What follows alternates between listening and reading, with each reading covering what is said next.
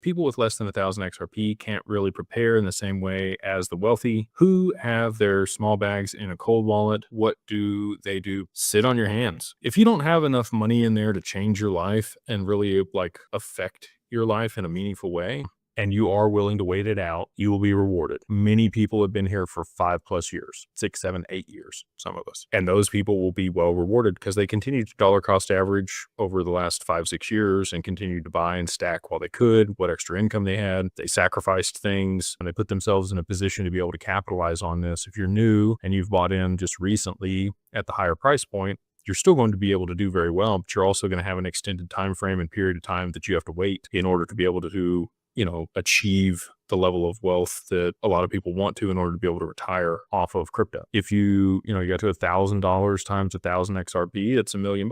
That's life-changing for some people, but you can't really retire on that today, unfortunately. Maybe if you're like 90 years old, you could retire on $1 million. But if you're younger, even at 70, you're probably going to need 3, 4, 5 million just to make sure that you have enough to produce income for yourself without touching the principal. Or even if you're going to sell off the principal over that period of time before you pass away, you could live another 20 years. You could live another 30 years if you're 70 years old. So, $1 million used to be a lot of money back in the 90s. Today, there are a lot of people that are millionaires in the US. And good for them.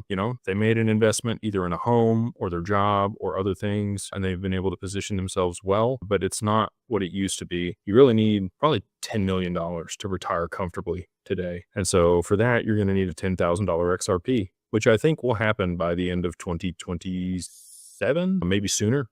Maybe 26. Again, depends on derivatives and adoption across all markets and all these other things. But at that point, now you got your 10 million. And if you're earning 5% on that, that's $500,000 a year. That's enough for most people to live pretty comfortable. If you're in California, if you're in New York, maybe not. But if you're in the majority of the US, Vegas is a little expensive here. Miami's a little expensive. Dallas, you can live very comfortably on $500,000 a year.